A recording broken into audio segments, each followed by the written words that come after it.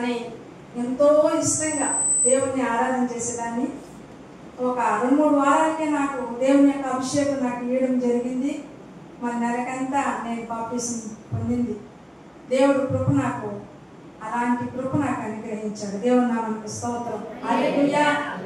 మళ్ళీ అటువంటి స్థితి నుంచి ఆత్మీయ జీవితంలోకి నేను ఎదుగుతూ ఉంటే మా దైవజనులతో కూడా నాకు సంబంధం ఏర్పాటు చేసి ఆ వివాహ బంధంలోకి దేవుడు సమకూర్చి సేవలు ఎదుగుతున్నప్పుడు మరి అప్పుడు ఒక ప్రాణగండం వచ్చింది. ఒక శాతపడి శక్తి చేత పీడించబడుతూ మరణానికి సమీపించి మరణంలోకి వెళ్ళిపోయినప్పుడు దైవజనులు ప్రార్థన చేసి ప్రార్థన ద్వారా నన్ను ఎక్కించుకున్నారు. దేవుని నామమునకు స్తోత్రం. హల్లెలూయా. మళ్ళీ 2023లో మళ్ళీ ప్రాణాపాయం వచ్చింది. నాకు మరణమే శరణం. ఆ స్థితి నుంచి కూడా దైవ సేవకుడు మరి ప్రార్థన చేసి నాకు భారీగా ఉదయగానే ఒక సేవకురాలుగా నా సంఘానికి తెలివిగా ఉంటే చాలని ఎంతో పోరాటం చేసి నన్ను దక్కించుకున్నారు. దేవునికి స్తోత్రం. హల్లెలూయా. అటువంటి మంచి ప్రార్థన పరుల్ని నాకు యజమానులకు ఇచ్చినందుకు దేవునికి స్తోత్రం. హల్లెలూయా. గుప్తంగా చెప్పాను. నాకు ఇచ్చిన సమయం కొంచెమే.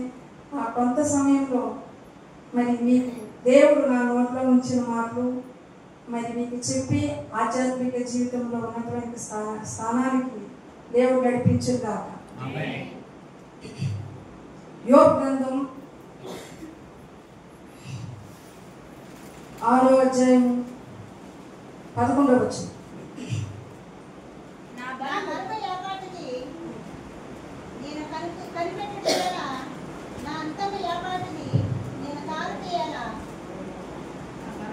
అమ్మ 5వ అధ్యాయం 5వ అధ్యాయం 11వ వచనం. యోబు గ్రంథము 5వ అధ్యాయం 11వ వచనం.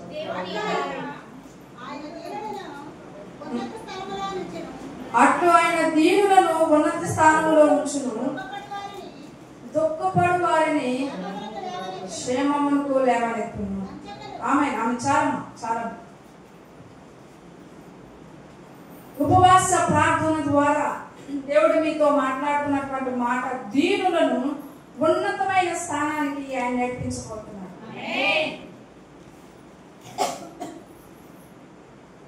దీనత్వము అంతరంగంలో ఉన్నాడు. దీనత్వం అనేది ఎక్కడ ఉండాలా?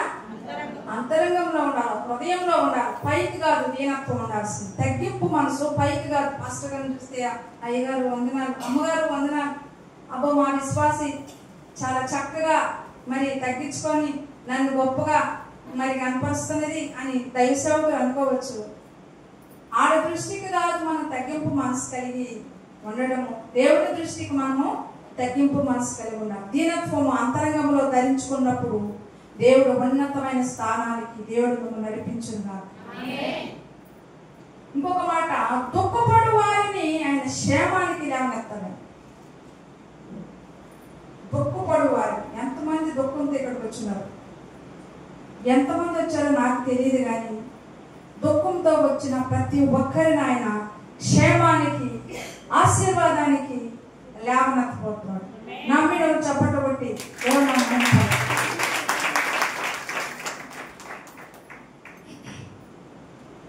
దుఃఖపడడం. ప్రతిదానికి స్త్రీలు ఎక్కువ దుఃఖపడుతుంటారు. ప్రతిదానికి భర్తకు తిట్టి తిడితే, అత్తమ్మకు తిట్టి తిడితే, పాస్టర్ గారు ఏదైనా గర్దిస్తే, ఫ్రెండ్స్ ఏదన్నా అంటే ప్రతిదానికి కన్నీరు. ప్రతిదానికి అవునా కాదా? చెప్పే కట్ట కదా. ప్రతిదానికి ఏడుస్తుంది. అసలు పురుషులైతే ఏడరు, కానీ స్త్రీలు అధికంగా ఏడుస్తారు.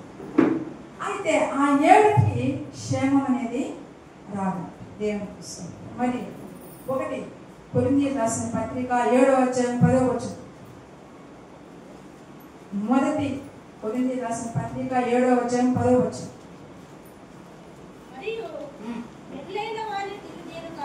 అమ్మా 7వ అధ్యాయం 10వ వచనం. రెండు సారి మా 2 పోయింది.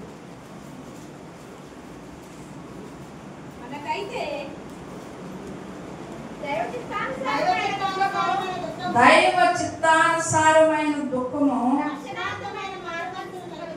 రక్షణార్థమైన మారు మనసు కలుగజేస్తుంది. హల్లెలూయా. దైవ చిత్తానుసారమైన దుఃఖం ఉండాలి. ఏ దుఃఖము? దైవ చిత్తానుసారమైన దుఃఖం. నా సంఘము నశించిపోతున్నది, నా గ్రామం నశించిపోతున్నది, నా కుటుంబం నశించిపోతున్నది అనేది ఒక దుఃఖము నీ హృదయ అంతర్భావంలో ఉంటే ఆ దుఃఖానికి నా దేవుడు తిరిగి సమాధానం ఇస్తాడు. నువ్వు ఇతరుల గురించి కన్నీరు గార్చి, సంఘం గురించి కన్నీరు గార్చి ప్రార్థన చేస్తుంటే ఆ ప్రార్థనకి నీ కుటుంబానికి దేవుడు క్షేమమును దయచేయబోతున్నాడు. నీ కుటుంబానికి దేవుడు ఆశీర్వాదం దయచేయబోతున్నాడు. అందరూ వాక్యం చెప్పేటప్పుడు తలలో వంచి ఉండకూడదు. నా వైపు చూడండి. సాతాను వాడి తల వంచి లేదని చేస్తాడు, పైకి లేవనెత్తాడు. మీరు నా ముఖం చూసి వింటుంటే ఈ మార్పు మీ హృదయంలో చక్కగా కూర్చొని స్టడీ కూర్చొని గోడ కానుకోకండి. గోడ కానుకుంటే సాతాను కూడా ఆనుకో అనుకుంటాడు. ఇంకా అడేనాడు మాట కొంచెం కఠినంగా ఉంటాయి కానీ ఆశీర్వాదకరంగా. హల్లెలూయా. దేవునికి స్తోత్రం. దైవ చిత్తానుసారమైన దుఃఖము రక్షణార్థమైన మారు మనసు. నిజంగా నువ్వు అరుణోదయమును లేసి కన్నీటి ప్రార్థన చేస్తే నీ భర్త రక్షణ పొందకపోతే నీ ప్రార్థన బట్టి దేవుడు ఆయన మనసును తాకి ఆయన రక్షణలోకి నడిపిస్తాడు. ఒకవేళ నీ పిల్లలు రక్షించబడకపోతే నిజంగా కన్నీరు కాచి దేవుని సన్నిధిలో ప్రార్థన చేసినప్పుడు నీ పిల్లలకి దేవుడు మారు మనసు కలిగజేస్తాడు. నీ వల్ల కాదు, నువ్వు మాట్లాడితే కార్యం జరుగుతుంది. అయితే ప్రార్థన చేస్తే దేవుడు ప్రతి కార్యాన్ని నెరవేరుస్తాడు. అది ప్రార్థనలో ఉన్న శక్తి.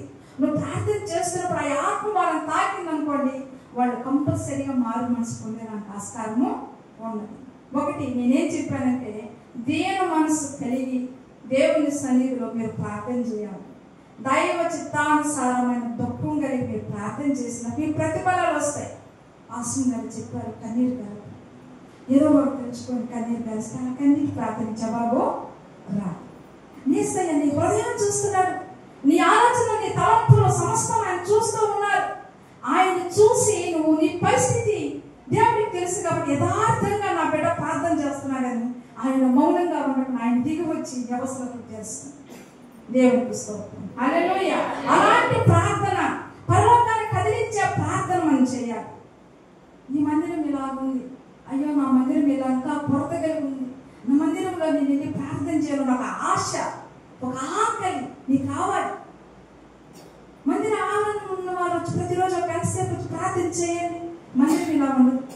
ఎక్కడి నుంచి వస్తాయో ఆర్థికం తెలియదు కానీ అవసరాలన్నీ తీర్చడం. నేను సమాపం చేసుకుంటాను. ఆయన ఉండేది అందుకేగా, ఆయన ఉండేది అందుకే మనం ఎందుకు చేయాలా అని మీరు అనుకోకూడదు. దైవజనుడు ఆయన ఆత్మల భారం అనుకుంటే సంఘ భారం మీకు ఉండాలి. దేవుడి ఇంట్లో నువ్వు పని చేసినట్టు ఏ పనైనా సరే, దేవుడి ఇంట్లో నువ్వు పని చేస్తే ప్రతి పనికి నా దేవుడు నీకు ఆశీర్వాదం. ఇది దేవుడి ఇంట్లో నీకు అంత ఆశీర్వాదం ఉంది. ఈ ఇంట్లో నుంచే నీకు ఆ ఇంటికి ఆశీర్వాదము వస్తుంది. దేవుడికి స్తోత్రం. మరి దీన మనసు కలిగినటువంటి ఒక ఆవిడ గురించి మీకు చెప్పాలని ఒక ఆలాపన దేవుడు నాకు ఇచ్చారు. మరి ఆమె గురించి కొద్దిసేపు ధ్యానించుకున్నాం. రూతు గ్రంథం 1వ అధ్యాయము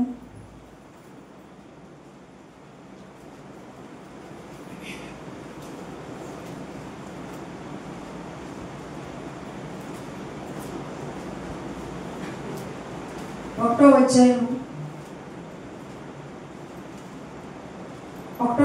14వ వచనం. వాళ్ళు ఎలుగెత్తి ఏడవగా తన అత్తను ముద్దు పెట్టుకొనును, రూతు ఆమెను హత్తుకొనెను. ఓర్ప ముద్దు పెట్టుకొని వెళ్ళిపోయింది, రూతు అత్తని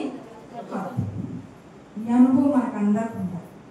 దేవునికి అత్తను మనం బాగా ప్రేమించాలి.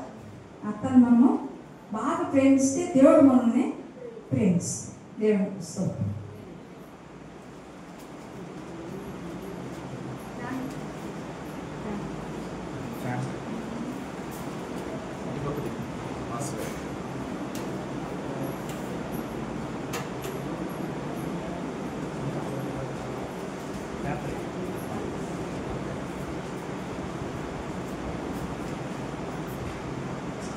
రూతు అంటే సౌందర్యం కలిగినటువంటి స్త్రీ. రూత్ అంటే సౌందర్యం కలిగిన స్త్రీ. రూతు కేమేష్ యొక్క భక్తురాలు, అంటే ఒక దేవత భక్తురాలు. ఈ రూతు ఎవరంట? సౌందర్యం కలిగిన స్త్రీ. ఎవరంట? సౌందర్యం కలిగిన స్త్రీ. ఆమె ఎవరంటే కేమేష్ యొక్క భక్తురాలు, విగ్రహారాధికురాలు, భయంకరమైన విగ్రహారాధికురాలు. ఆమె సౌందర్యం కావాలని బ్యూటీ పార్లర్కి వెళ్ళేదాన్ని. సౌందర్యం కావాలని మోడల్ డ్రెస్సులు వేసుకోలేదాన్ని. దేవుడు ఆమె సౌందర్యాన్ని ఇచ్చాడు. దేవునికి స్తోత్రం. 1వ అధ్యాయం 16వ వచనం రూతు గురించి మనం 2 మాటలు ధ్యానించుకుంటే,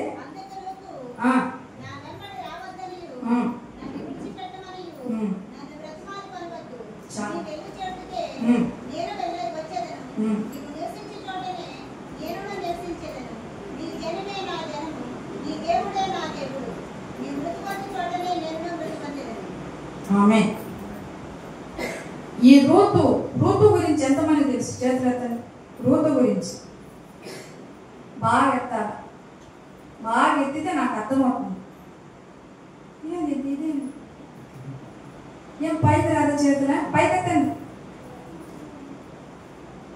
చాలా మంది తెలియట్లేదు రూతు గురించి. తెలీదా? పాస్టర్ గారు చక్కగా వాక్యాలు చెప్తారు, పాస్టర్ గారు మంచి మంచి మెసేజ్ చెప్తారు కదా. రూతు ఎవరంట? చెప్పండి, మీకు తెలిసింది చెప్పండి. చెప్పండి. నయము కోడలా? అంతేనా? మోయాబురాలు. రూతు మోయాబురాలు, శపించబడినటువంటి వంశస్థురాలు. ఆ శపించబడినటువంటి వంశముల నుంచి వచ్చింది రూతు.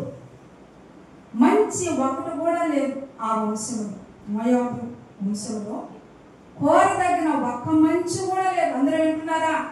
బైబిల్ చూడకండి. నేను వాక్యం చెప్పేటప్పుడు బైబిల్ చూడండి, మెసేజ్ చెప్పేటప్పుడు నా వైపు చూడండి.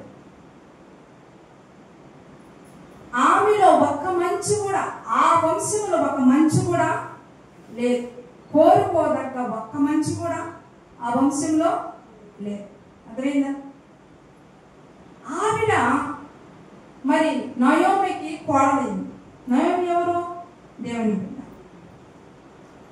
మ్యారేజ్ చేసుకున్న తర్వాత ఆమె భక్తి జీవితానికి మక్కువ చూపించి ప్రార్థనలో ఎదుగుతూ ఉండడంతో దేవుడు ఒక నిబంధన చేశాడు. మోయాబు వంశంలో ఉన్న వారిని మీరు మ్యారేజ్ చేసుకోకూడదని. ఈ నయోమి వెళ్ళింది, భర్త 2 పిల్లలు చనిపోయినారు. ఈ చరిత్ర మనకు అందరం తెలుసు. ఎంతమంది తెలుసు? చేతులెత్తండి. మీకు వాళ్ళకి తెలియదు. హల్లెలూయా. చప్పట్లు కొట్టండి. హల్లెలూయా చెప్పండి. గట్టిగా చెప్పండి. గట్టిగా చెప్పండి. హల్లెలూయా. పాట పాడేదా? మంబాడు పోసుకుంటాను. ఆయో ఏసో జాగే మా హోయో మరియర్ పేటే మా లాయో ఆనందే నా జాగే మా ఏ గారే లోకు లేలో ఏసో సున్నతల్లే మా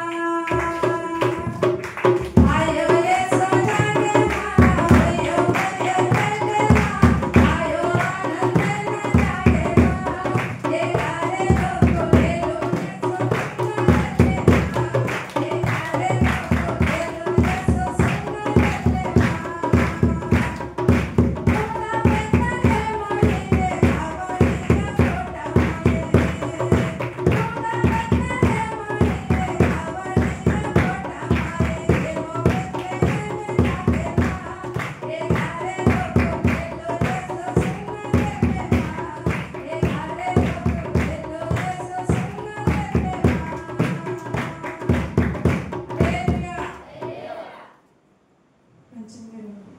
నీరసించిపోయారు.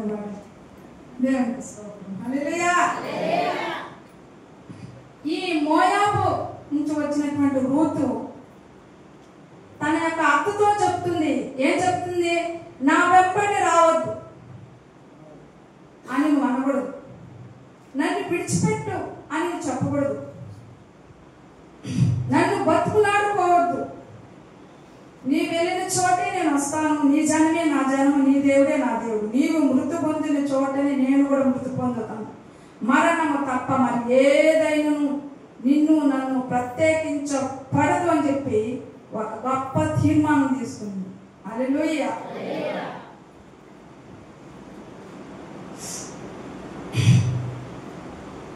ఆ తీర్మానం మనం కూడా తీసుకోవాలి. ఆ తీర్మానం ఎవరు తీసుకుంటారో వాళ్ళు ఆధ్యాత్మిక శిఖరాలు దాటుతారు. వాళ్ళ ఆధ్యాత్మిక శిఖరాలు వారు దాటుతారు. కాబట్టి ఆ యొక్క తీర్మానం మనం తీసుకోవాలి. మరణము తప్ప నిన్ను నన్ను ప్రత్యేకించకూడదు ఏ భక్తుడు కూడా అని చెప్పి చెప్పడంతో ఈ యొక్క నయోమి మరో మాట మాట్లాడక ఇంకా ఆమె తీసుకొని వచ్చి దేవునికి స్తోత్రం. హల్లెలూయా. వారు ప్రయాణం అయ్యారు. ఎక్కడి నుంచి? మోయాబు నుంచి బెత్లెహేముకు బయలుదేరారు. అందరు నా వైపు చూడాలా, ఆ లాస్ట్ రోజు చూడాలి. హల్లెలూయా. నయోమి మోయాబు నుంచి రూతు నయోమి బయలుదేరి వస్తున్నారు బెత్లెహేముకి. ఇద్దరు స్త్రీలు వస్తున్నారు. రూతుకి ఎదురు చూపంటూ ఆశ కొలిపేది ఏ ఒక్కటి కూడా లేదు. రూతుకి ఎండిపోయిన ఎడారి జీవితం రూతుది. ఆమెకి ఆశ చూపే ఒక్కటి కూడా లేదు. రూతుకి భర్త లేడు, రూతుకి పిల్లలు లేరు, రూతుకి అక్కడ ఒక ఇల్లు లేదు, అక్కడ ఒక పొలం లేదు, అసలు ఏమీ లేదు. ఏమీ లేకపోయినప్పటికీ నేను నీ వెంట వస్తాను అని చెప్తుంది దేవుని కోసం. ఎండిపోయిన బ్రతుకు, నోరు తెరిస్తే కన్నీళ్ళు ఆగవు ఆ బ్రతుకు. అయినా కూడా ఆమె తీర్మానం చూడు, మరణం తప్ప నిన్ను నన్ను వేరు చేసేది ఏది ఉండకూడదు అని చెప్పి గొప్ప తీర్మానం తీసుకొని బయలుదేరి వస్తుంది.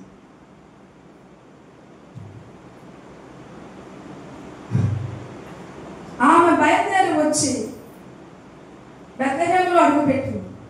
బెత్లెహేములో అడుగుపెట్టిన వెంటనే మీరు చదువుకుంది ఒక 4 అధ్యాయాలు ఉంటాయి రూతు గ్రంథం, అంతే ఉంటాయి. మీరు వ్యక్తిగతంగా చదువుకోండి, సరేనా?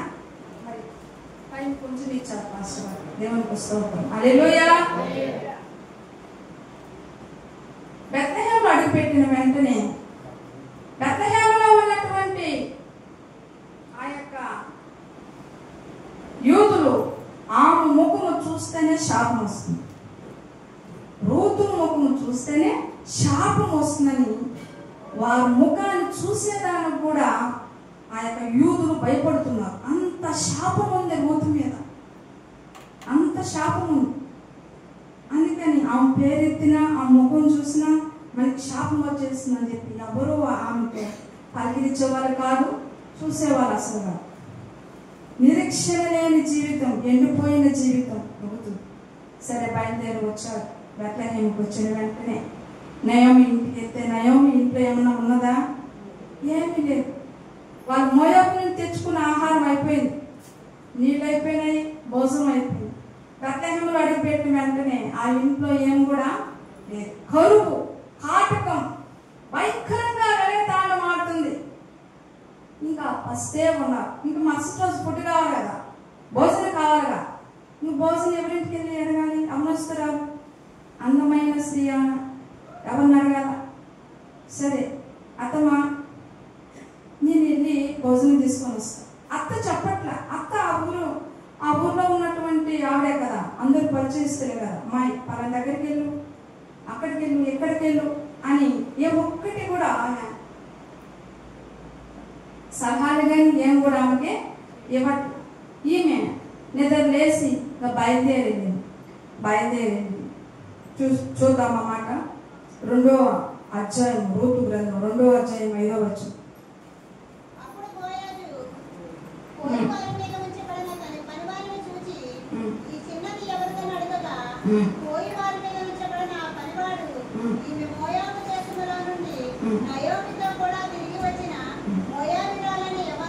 చాలమ్మా.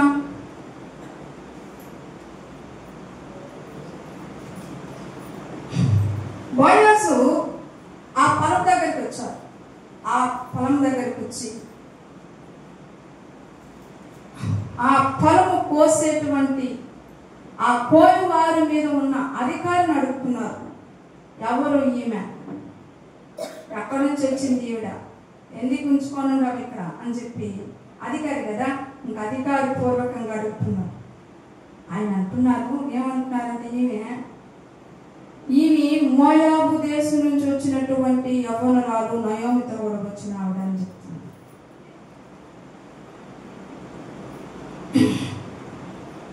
చేను కోయి వారిని అడుగుతున్నారు బోయాజు. హల్లెలూయా. చేను కోయి వారు మీద ఉన్నటువంటి ఆ అధికారిని అడుగుతున్నారు బోయాజు. నయోమి కోడలో రూతు అని సాక్ష్యం చెప్తున్నారు.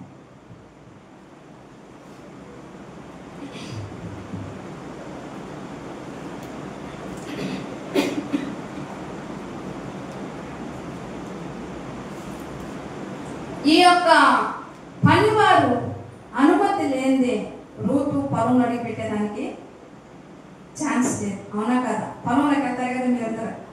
ఒక అధికారి మా పోయి ఎక్కడికి పని చేయండి మీరు వెళ్ళి చేయాలి. వాళ్ళు మరి చెప్పకపోతే చేయలేదు కదా. మరి ఈమె ఎంత దీనంగా అడుగుంటుంది. ఆ యవనస్తురాలు ముఖపరిచయమే లేదు, ఆవిడ ముఖపరిచయమే లేదు. అయితే ఆమె అంత పర్సనాలిటీ కలిగినటువంటి స్త్రీ. ఆమె ఏ విధంగా అయినా కూడా బ్రతకచ్చు. మనకు తెలియదు ఏంటి ఈ లోకంలో, ప్రత్యేకించి చెప్పాల్సిన అవసరం లేదు. కానీ ఆమె ఆ మోయాబు స్వభావము, మోయాబు పొలిమేరనే వదిలేదు. చప్పట్లు పడదామా? చచ్చి చప్పట్లు పడుతున్నాను.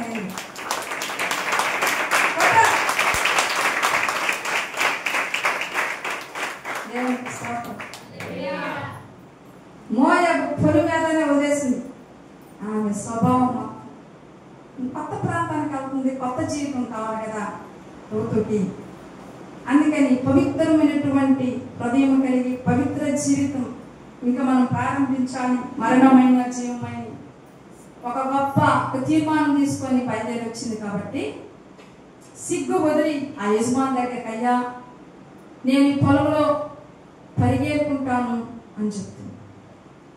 నేను పని చేయలేను, నువ్వు పని ఇవ్వవు కాదన్నా, అయితే నేను పరిగెత్తుకుంటాను అని అంటే ఆయన పాపం ఆమెను చూసిన వెంటనే దయ కలిగింది. ఏం కలిగింది? ఎస్తర్ని రాజు చూసిన వెంటనే ఏం కలిగింది ఆయనకి? అది మరి నిన్ను చూస్తే కూడా నీ భర్తకి దయ కలగాలి, నిన్ను చూస్తే నీ యొక్క ఫ్రెండ్స్కి దయ కలగాలి. ఆ యొక్క దయా గుణాన్ని మనం భరించుకోవాలి, దేవుడు తీసుకోవాలి. ఎప్పుడైతే యేసయ్యని పరిపూర్ణంగా అంగీకరించిందో ఆమె హృదయంలోకి దేవుని యొక్క కరుణ కటాక్షం హృదయంలోకి వచ్చింది. కాబట్టి ఆటోమేటిక్గా లోబడింది. అడిగే విధానంలో ఉన్నటువంటి ఆ తగ్గింపు ఆయన నచ్చింది. దేవునికి స్తోత్రం. అమ్మా ఏర్పండి అని చెప్పాను. మరి అంత మంచి మనసు రూతుకి ఎట్టొచ్చింది? ఆమె ప్రాచీన స్వభావం పూర్తిగా విడిచిపెట్టింది. మరి మనలో కూడా అనేక విధమైన స్వభావాలు ఉంటాయి, దేవుడికి ఇష్టం లేని స్వభావాలు. అవన్నీ ఏం చేయాలి? విడిచిపెట్టాలి. విడిచిపెట్టినప్పుడే కార్యం మీలో జరుగుతుంది. నేను విడవకుండా భక్తి జీవితం పైన వేసుకొని ముసుగు వేసుకొని అబ్బాయిని ఎత్తుకొని చేద్దాం. హల్లెలూయా స్తోత్రం అని పాస్టర్ గారు 7 గంటలకు స్టార్ట్ చేసి 8:30 వరకు పాటలు పాడి వా మరి పాడుతున్నారు, స్తోత్రం పాడుతున్నారు. ఇంట్లో భర్త వచ్చింటారు, పిల్లలు ఏం చేస్తున్నారు? స్తోత్రం హల్లెలూయా పాటలు ఏం పాడుతున్నారు. మనసు ఎక్కడుంది? మరి అవునంటారా కాదంటారా? చెప్పండి. నిజమేనా? చెప్పండి. కరెక్టే కాదని చెప్పిన మాట. మనసు ఏక ఆత్మతో ఏక శరీరంతో పాటలు పాడి చప్పలు కొట్టారా? లేదు కదా. మరి ఇట్టి మనసు కలిగి మీరు ఆరాధన చేసినప్పుడే దేవుడు ఆనందభరితుడి నీ హృదయంలోకి వచ్చి నీ జీవితాన్ని మారుస్తాడు. దేవునికి స్తోత్రం. ఈ రూతు జీవితాన్ని మార్చాలి. మరి నీ జీవితాన్ని కూడా ఆయన మార్చాలి. మరి భక్తి జీవితం ఎన్ని సంవత్సరాల నుంచి కాదు, ఎంత మన దేవుణ్ణి ఎదుగుతున్నాం అది ఇంపార్టెంట్. దేవునికి స్తోత్రం. హల్లెలూయా. భక్తిలో ముక్తి ఉండాలి, భక్తిలో విమోచన ఉండాలి. ఏదో భక్తి చేస్తున్నాం, భక్తి నువ్వు చేస్తుంటే కార్యం జరుగుతూ ఉండాలి. అప్పుడే దేవునికి మహిమ. హల్లెలూయా. ఈమె ఆ యొక్క పనివారి మీద ఉన్న అధికారికి దయగలిగినటువంటి స్త్రీగా కనబడింది. ఆ దయ ప్రభు ఆమెకి ఇచ్చినారు కాబట్టి ఆమె స్వభావాలన్నీ మారిపోయి మీరు మీ స్వభావాలన్నీ ఈ ఉపవాస ప్రార్థనలో మారిపోవును గాక. ఆమేన్. హల్లెలూయా. తర్వాత బోయాజు గారు అంటున్నారు, ఏమంటున్నారు?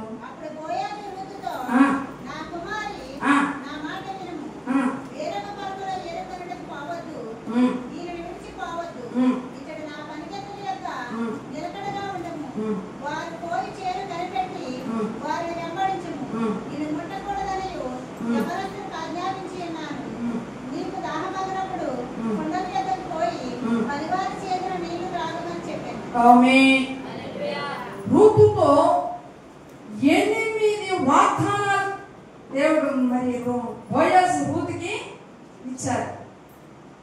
నా కుమారి అప్పుడే నా కుమారి అని. కుమారి ఎప్పుడవుతుంది? తండ్రికి ఇష్టమైన పని చేస్తే కదా కుమారి అవుతుంది. అవునా కదా? అంతే కదా. తండ్రులు ఉన్నారు కదా, మీ పిల్లలు మంచి కార్యాలు చేస్తే అబ్బా నా కుమారుడు నా కుమార్తె అబ్బా ముసుకోవడం కదా. అయితే ఈయనకి ఆమె సద్గుణాలు కనిపించాయి. ఆత్మదృష్టితో చూస్తున్నాడు ఆయన, ఆత్మదృష్టి ఆయన చూస్తున్నాడు, మనస్సును చూస్తున్నాడు, హృదయాన్ని చూస్తున్నాడు, ఆ గుణశీలతను చూస్తున్నాడు. అందుకే ఆయన నా కుమారి ముఖపరిచయం లేదు, అప్పటికప్పుడే చూస్తారు ఆయన. నా కుమారి నా మాట విను. సంగమా దేశంగారు, సంగమా నా మాట వినుము. నా మాట ఇంటి నీకు ఎంతో మేలు కలుగుతుంది. నా మాట వినుము. నా కుమారి నా మాట విను. వేరొక్క పొలములో వేరుకొనుటకు పోవద్దు. వేరొక్క పొలం. ఏ పొలమో? ఈ పొలంలో ఉంటే ఎంత ఆశీర్వాదమో ఆయన చెప్తున్నారు. దీనిని విడిచి నువ్వు పోవద్దు. దీనిని విడిచి సంఘం, పొలం అంటే సంఘం. ఈ సంఘాన్ని విడిచి పోవద్దని అర్థం. ఇక్కడే నిలకడగా ఉండమంటున్నాడు ఆయన. ఈ సంఘంలో ఉంటే నీకు ఆశీర్వాదాలు, నువ్వు సంఘంలో లేనట్లయితే నీకు ఆశీర్వాదాలు ఉండవనేసి మరి పరమ బోయాజు నీకు చెప్తున్నాడు. ఇచ్చటనే నిలకడగా ఉండు. కొందరు మందిరం, ఈ మందిరానికి ఒక వారం వస్తారు, ఆ మందిరానికి ఒక వారం. అక్క ఆ సేవకులు అలా చెప్పారు అక్క, ఈ సేవకులు ఏంటి ఇలా చెప్పారు, ఆ పాస్టర్ చక్కగా మాట్లాడుతుంది అక్క, ఈ పాస్టర్ నేను ఇలాగా మాట్లాడుతుంది. ఇలాంటి పేద ప్రభలు వస్తూ ఉంటాయి. ఈ సంఘానికి ఆ సంఘానికి ఆ సంఘానికి తిరుగుతుంటే బోయాజు చెప్తున్న మాట, నా కుమారి నా మాట విను. వేరొక పొలంలోకి నువ్వు పోవద్దు, దీనిని విడిచిపోవద్దు, ఇక్కడే నిలకడగా అని చెప్పి. ఇప్పుడు బోయాజు పొలంలోకి రూతు ఎక్కడొచ్చింది? పరదేశిగా వచ్చింది, దాసురాలుగా వచ్చింది, పేదరాలుగా వచ్చింది, దరిద్రురాలుగా వచ్చింది. అర్థమైందా? మనం కూడా విగ్రహారాధన నుంచి వచ్చినా మనము అప్పుడు ఎలా వస్తాము? వ్యాధితోనూ, బాధతోనూ, కష్టంతోనూ, కన్యలతోనూ మందిరంలోకి వస్తాం. ఈ మందిరంలోకి వచ్చినటువంటి మనము నిలకడగా ఉండాలి. ఈ మందిరంలో నేను స్థిరపడాలి. ఈ మందిరంలో ఉన్నట్లయితే నేను అత్యధికంగా నా దేవుడు ఆశీర్వదిస్తాడు. దేవుని నామానికి స్తోత్రం. మందిరములో నాటబడినటువంటి చెట్టు బహుగా ఫలిస్తుంది. బహుగా ఫలించి సేవకులకు మంచి పేరు తెప్పిస్తారు. దేవుని కూడా మంచి పేరు మీరు తెస్తారు. ఇక్కడ మీరు నిలకడగా ఉన్నారు. దేవునికి స్తోత్రం. ఈ చేను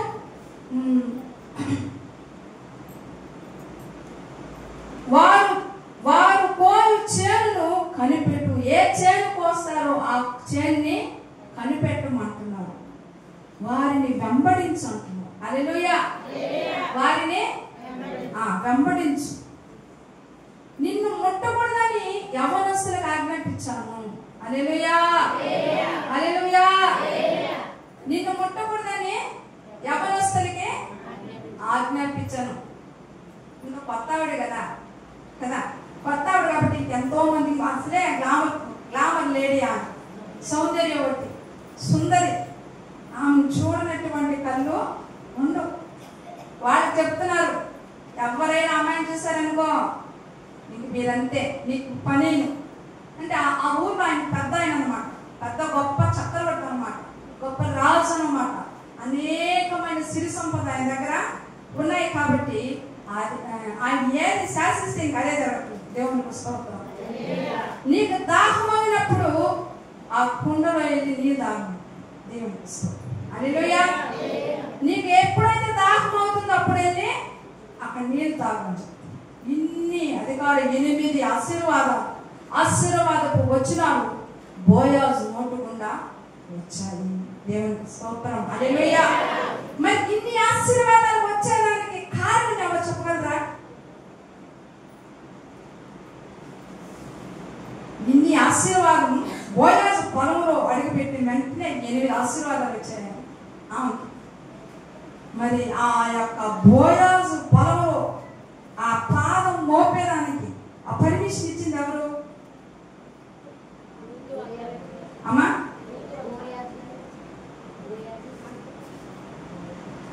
చెప్పండి. చేను కోయవారు మీద పెట్టిన అధికారి. ఏమంటారు మీరు? మా సైడ్ మేస్త్రి అంటారు. మీరేమంటారు? అంతేనా? మేస్త్రి అంటారా? మరి మేస్త్రి గారు పర్మిషన్ ఇస్తేనే యూతమ్ గారు బోయాజు పొలంలో అడుగుపెట్టింది. ఆ యొక్క ఆ చేను కోయవారి మీద అధికారే మన దైవజనుడు. చప్పట్లు కొట్టండి. ఆయన పర్మిషన్ బోయా పొలం అడుగుపెడతాయంటే ఆయన ఏది ఆపిస్తారో అదే జరుగుతుంది. మాయ అక్కడ ఏదండి కాదు అనుకుంటారా? ఆ దైవజనులు పర్మిషన్ లేదే రూతికి ఆశీర్వాదాలు లేవు. నువ్వు పాపంలో శాపంలో వరగా ఉన్నప్పుడు మరి దైవజనులు వచ్చి నీకు సువార్త చెప్పి నేను బోయాజు తీసుకొచ్చిన నీకు ఎలా ఉండాలా? నిలకడగా ఉండాలి. ఒకరోజు ఆ పొలము ఒకరోజు ఈ పొలంలో నువ్వు వెళ్ళకూడదు. వెళ్ళడానికి ఆశీర్వాదాలు వారసురాలు కావు. నువ్వు ఈ మందిరములోనే నువ్వు నిలకడగా ఉండి ఇక్కడ ఉండేటువంటి నీళ్లు తాగు. వాక్యమైన నీరుని దైవజనుడు నోట్ల నుంచి వచ్చే నీళ్లు నువ్వు తాగి దాహాన్ని తీర్చుకొని అనేక మంది దప్పికని తీర్చే వ్యక్తిగా నీ ముందుకు కాక అనేక మందిని జీవజల మూటల దగ్గరికి నీ మనిషిని నడిపించును కాక. దేవునికి స్తోత్రం. 2వ అధ్యాయం 10వ వచనం.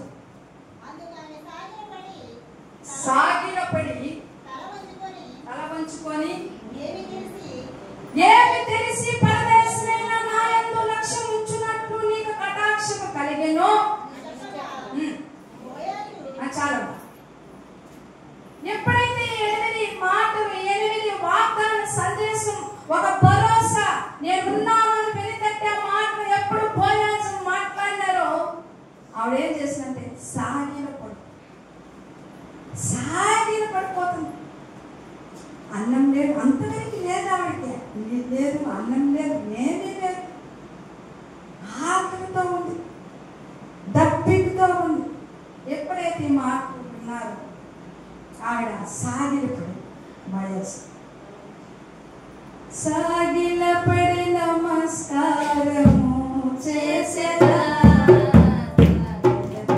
నమస్కారం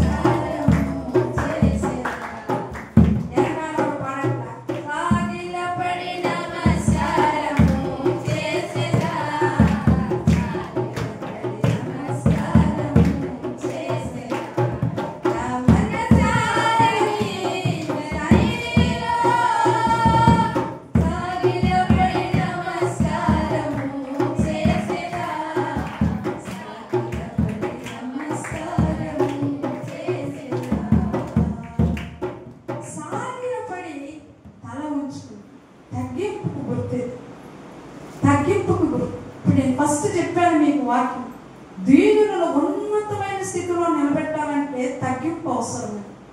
ఆమె తగ్గింపు, ఆ తగ్గింపే బోయాజుకు ఆమె మీద కటాక్షం కలిగించింది.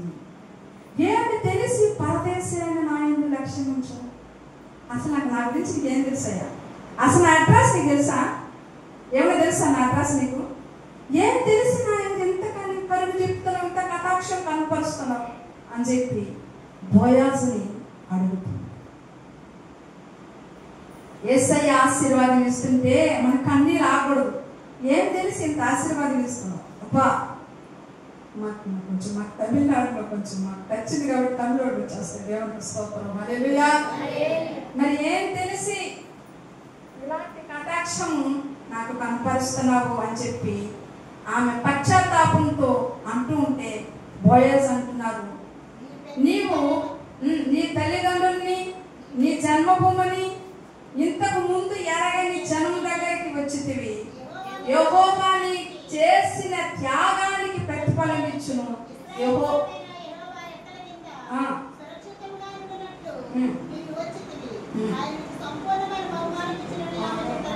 ఆమె సంపూర్ణమైన బహుమానం 7 వాగ్దానాలు. దేవునికి స్తోత్రం, హల్లెలూయా.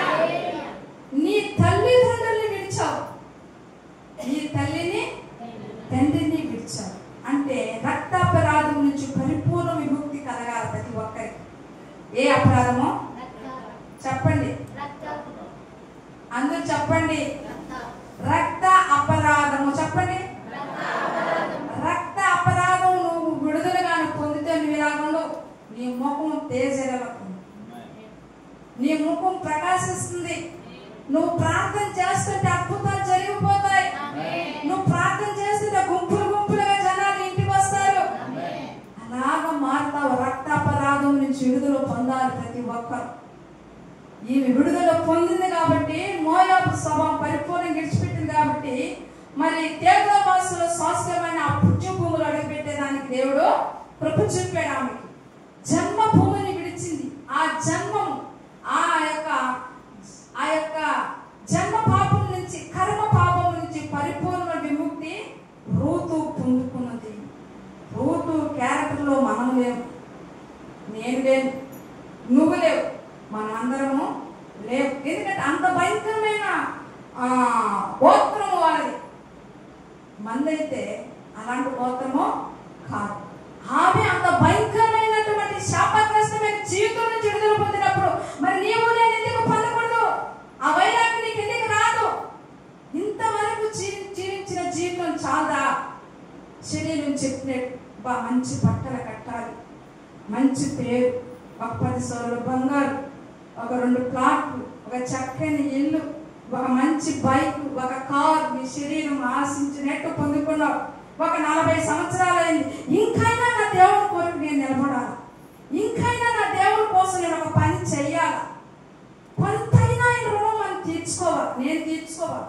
నా దేవుని రుణం ఒక్కటైనా నేను తీర్చుకోవాలి. ఏం చేయాలి నా దేవుని కొరకు అనే వైరాగ్యం నీ జీవితంలో వచ్చినట్లయితే నువ్వు ప్రకాశించే జ్యోతిగా ఉంటావు. ఆమేన్. ఇంతవరకు నేను జీవించాను నా భార్య కోసం, నా భర్త కోసం, నా పిల్లల కోసం, నా కుటుంబం కోసం, నా దేవుని కోసం నేనేం చేశాను? నా దేవుని కోసం ఏదో ఒకటి చెయ్యాలి, ఏదో ఒకటి చెయ్యాలి. 10 మంది ఆత్మల దేవుని మందిరం నడిపించాలి, 10 మందికి నేను మేలు చెయ్యాలి అనేటువంటి ఒక కోరిక, ఒక ఆశ నీలో రగులునుగా. ఎప్పుడైతే ఇలాంటి విముక్తి నీవు పొందుతావో అప్పుడే నీ దేవుని కార్యాలు నీలో నుంచి బయలుదేరుతాయి. దేవునికి స్తోత్రం, హల్లెలూయా. మరి ఇన్ని రోజులైతే నువ్వు ఏ విధంగా బ్రతికావో నాకైతే తెలియదు, కానీ ఇది మొదలు నీ దేవుని కొరకు వైరాగ్యం కలిగి నువ్వు నిలబడినట్లయితే దేవుడు నీ ద్వారా నుంచి కార్యాలు జరిగించేందుకు ప్రారంభిస్తాడు. పరిశుద్ధ గ్రంథములో మనం అనేక విధములుగా మన జంతువులు వాడుకున్నట్టు మనం చూస్తున్నాం. కాకిని వాడుకున్నారు, కోడిని వాడుకున్నారు, చేపని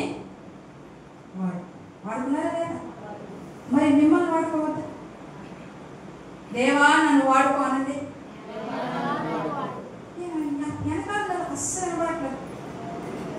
దేవా నన్ను వాడుకోనండి. అబ్బాయి చెప్పండి,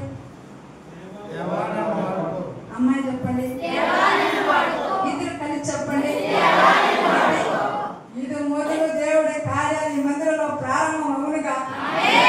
దేవునికి స్తోత్రం. ఋతు గ్రంథం 2వ అధ్యాయం 14వ వచనం.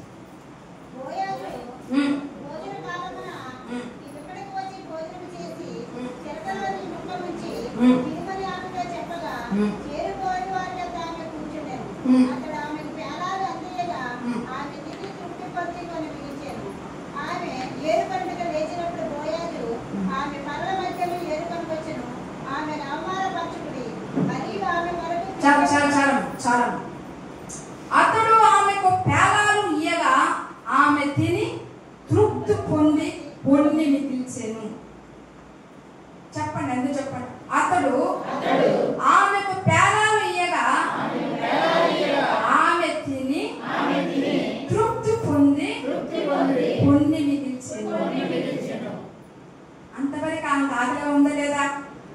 ఆకలి ఉందా? దాహం ఉందా? ఇచ్చిన వెంటనే తినేట్లా ఆమె కడుపు నింపుకొని అత్తుంది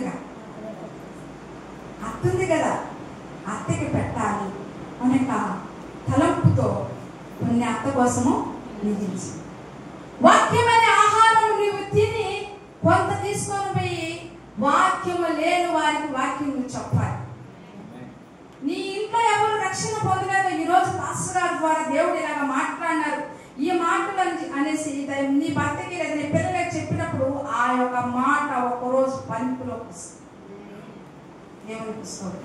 ఆమె వాక్యముతో తృప్తి పొందింది. యథార్థ జీవితంలో ఆశ లేని ఆమె జీవితం, తృప్తి లేని ఆమె జీవితము ఒక్క పూట ఆహారంతో ఆమె తృప్తి పొందింది. మరి నీవు ఎన్ని రోజులు దేవుని మాటలు వింటున్నావు? ఏ రోజైనా సరే వాక్యమనే ఆహారంతో తృప్తి పొందావా? అది ఆశ కలిగి నువ్వు వస్తేవుగా. అలాంటి దాహం కలిగి ఆకలి కలిగి వచ్చినప్పుడు వాక్యమనే ఆహారము నీకు తృప్తినిస్తుంది. ఆమేన్, హల్లెలూయా. కొన్ని మిగిల్చింది, కొన్ని మిగిల్చి తన అత్తకి తీసుకొని ఇచ్చింది. మనం కూడా దేవుని వాక్యములు మనం నింపుకొని మన కుటుంబస్తులకి దేవుని మాటలు చెప్పి వాళ్ళను కూడా ఆత్మీయతలో బలపరిచి మందిరానికి తీసుకొని రావాలి. దేవునికి స్తోత్రం. ఇంకొక మాట చదువుకుందాం. ఋతు గ్రంథం 2వ అధ్యాయం 17వ వచనం.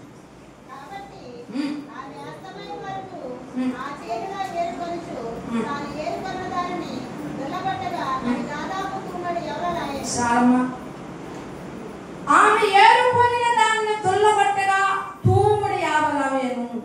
అందులో వైపు చూడాల. వాకింగ్ చదివేటప్పుడు వాకింగ్ చదివితే మిగతాప్పుడు నా సైడ్ చూడాలి. ఆమె ఏరుకున్నటువంటి ఆ యొక్క ధాన్యము దొల్లబట్టగా అది తూముడి యావలవేను. దొల్లబట్టగా అది తూమిడి ఆవలవేను. దుల్లబట్టాలి. ఏం చేయాలా? మీకు పొలంలో వెళ్ళారు కానీ మీకు బాగా తెలుసు. మీకు దాన్ని ఇస్తే ఏం చేస్తారు? అంతా క్లీన్ చేసుకొని గట్టి తీసుకొని నేను టౌన్లో ఉన్నాను కదా, మా ఇసాలు పెద్దగా తెలియదు. దొల్లబట్టండి, మీకు చక్కగా తెలుసు. ఆ పక్కన హల్లెలూయా. ఈమె దొల్లబట్టిన ధాన్యముని తీసుకొని వెళ్తుంది. అంతేనా? అందరి వాక్యం లేదు, అంతేనా? పాస్టర్ గారు అనేక మెసేజ్లు చెప్తుంటారు. మెసేజ్ చెప్తే పాస్టర్ గారు నా గురించే మాట్లాడినారు, నా గురించే అంత అంటే నా గురించి తెలుసు కదా, నా క్యారెక్టర్, అందుకే వాక్యంతో నాతో మాట్లాడినారు. ఆ పాస్టర్ కూడా నా గురించే మాట్లాడింది. ఇది ఒక పొలం అని చెప్పాను కదా, ఈ ధాన్యం వాక్యం అని చెప్పాను కదా. ఈ వాక్యాన్ని ఏం చేయాలా? దొల్లగొట్టాలి. నిద్రగొట్టి శ్రేష్టమైన భోజనం తీసుకుని వెళ్ళాలి. నీ ఆత్మకి ఏదైతే బలమైస్తుందో ఆ వాక్యం మూట కట్టి తల మీద పెట్టుకొని వెళ్ళాలి. అప్పుడు నెత్తి మీద నిత్యానందం నా దేవుడు ఉంచుతాడు.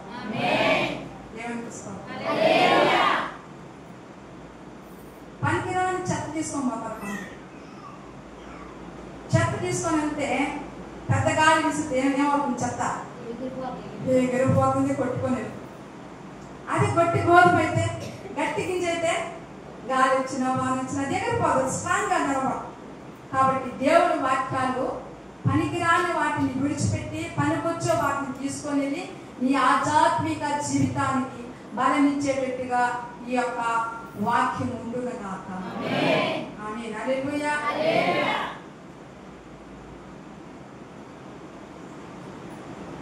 ఇశ్రాయేలు ప్రజల్ని మనకు తెలుసు, కానాను యాత్ర. కానాను యాత్ర ఎంతమంది తెలుసు? కానాను యాత్ర. కానాను చూసడానికి మోషే 12 మందిని పంపిస్తే 12 మంది వెళ్ళి 12 మంది మంచి సమాచారం తెచ్చారా? చెడ్డ సమాచారం 10 మంది తెచ్చారు, మంచి సమాచారము చెడుని విడిచిపెట్టాలి, మంచిని స్వీకరించాలి. మరి పనికిరాని చెత్తని మనం గొల్లగొట్టి మంచి శ్రేష్టమైన వాక్యాలను తీసుకొని వెళ్ళి ఆధ్యాత్మికంగా మనం కూడా బలపడుతుందాక. దేవునికి స్తోత్రం. హల్లెలూయా. ఒక్క మాట చదివి మరి సమయాన్ని దైవజనులకు ఇస్తాను. 4వ అధ్యాయం మొదటి వచనం.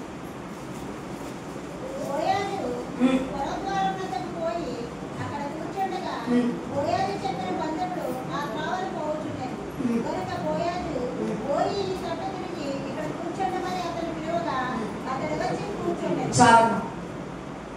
4వ అధ్యాయము రూతు గ్రంథాన్ని ఇంటికి వెళ్ళినాక 4 అధ్యాయాలు చదవండి. నేను చెప్పిందంతా మీకు పూర్తిగా అర్థమవుతుంది. పురద్వారము దగ్గర బోయాజు ఉన్నారు. పురద్వారం ఏం ద్వారము? ఇప్పుడు ఈ వేలంకి ఒక పురద్వారం ఉంటుంది, ఎంట్రన్స్ ఉంటుందా?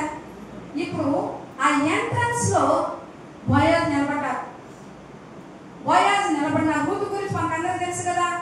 రూతుకి భర్త చనిపోయారు, రూతుకి పిల్లలు లేదు. ధర్మశాస్త్రం ప్రకారము రూతుని ఎవరైతే మ్యారేజ్ చేసుకుంటారో వాళ్ళకి ఆ యొక్క మహ్లోని యొక్క ఆస్తి మరి ఆ రూతుని చేసుకున్న ఆయనకు వస్తుందని పరిశుద్ధ గ్రంథంలో రాయబడింది, లిఖితం చేయబడింది. అవునా కాదా? అంతే కదా.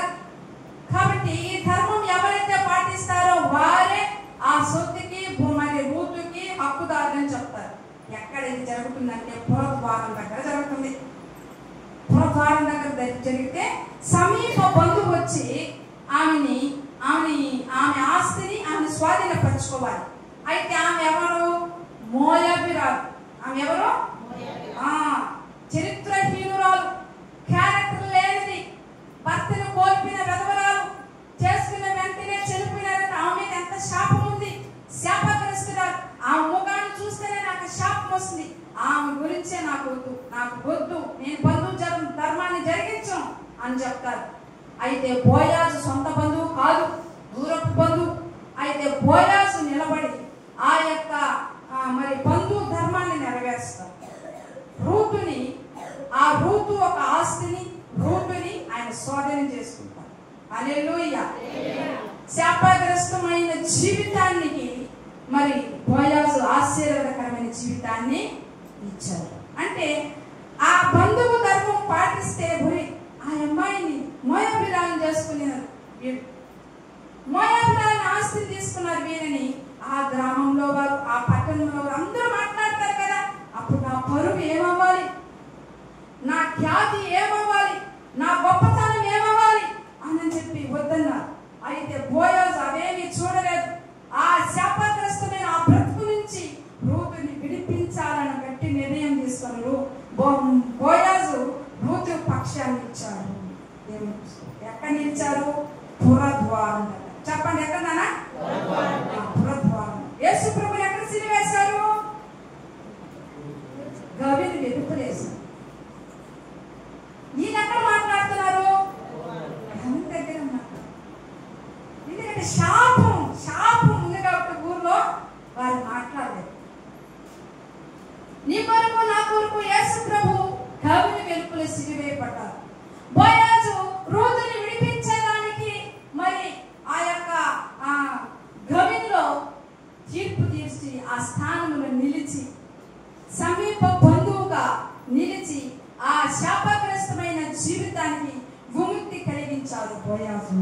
చప్పట్లు కొడదామా?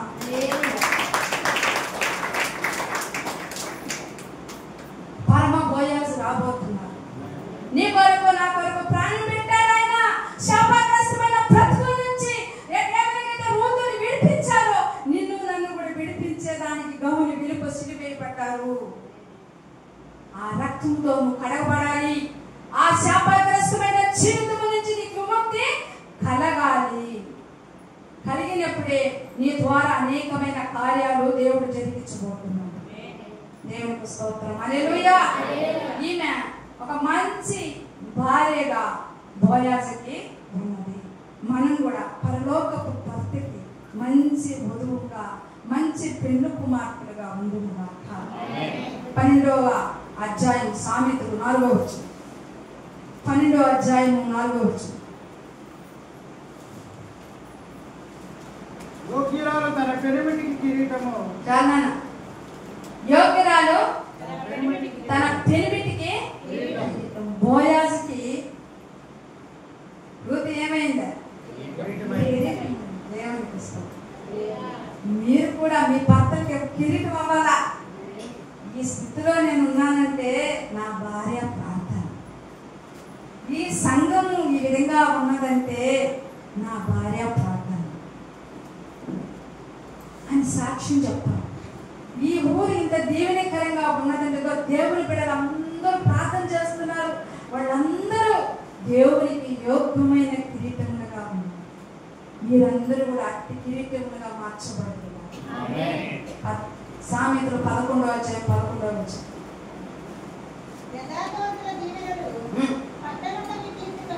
ఆమేన్. చాలు. యథార్థవంతుల దీవెన వలన పట్టణానికి ఏం కలుగుతుంది? గుర్తు వల్ల వయస్సుకి ఏం కలిగింది? వయస్సుకే కాదు, యూదులకు మొత్తం ఖ్యాతి కలిగింది. రూతు యేసు ప్రభు యొక్క కుటుంబంలో ఆ వంశావళిలో పేరు నీ నా పేరు కూడా రాయబడాలా. నీ నా పేరు కూడా రాయబడాలా. యథార్థవంతుల కీర్తి. మనం యథార్థంగా ఉంటే ఫలానా అక్క రూతక్క అక్క ప్రార్థన చేస్తుంది. అబ్బా ఆ ప్రార్థన బట్టి ఇదిగో మేమంతా రక్షించబడ్డాం. నయమక్క ప్రార్థన చేస్తుంది. ఆ అక్క ప్రార్థన బట్టి నేను మార్చబడ్డా తాగుబోతు. ఈ కీర్తి కలిగితే భక్తికి ముక్తి ఉంటుంది. నీ ప్రార్థనకి ప్రతిఫలం ఉంటుంది. ఏదో భక్తి చేస్తున్నాం, ఇక్కడికి వచ్చి రావడం, కూర్చోవడం, నిద్రపోవడం, ఆ యొక్క అట్ట ఈ యొక్క ఇట్ట చెప్పుకుంటే ఆశీర్వాదాలు రావు. ఈ రోజు నుంచి ఒక గొప్ప తీర్మానం తీసుకోండి. రూతులాగా నేను మారాలి. రూతులాగా నేను ప్రార్థన చేయాలా. రూతులాగా నా దేవుని దగ్గర నుంచి నేను దీవెన పొందుకోవాలని గట్టి నిర్ణయం తీసుకున్నట్లయితే రూతుని ఆశీర్వదించి రూతుని ఉన్నతమైన శిఖరాలని ఎక్కించినట్టు దీనులను ఉన్నతమైన స్థితికి ఎక్కించాడు. దుఃఖించు వారి క్షేమానికి లేవనెత్తినాడు. చప్పట పట్టండి. చచ్చి చప్పట్టండి. చచ్చి చప్పట్టి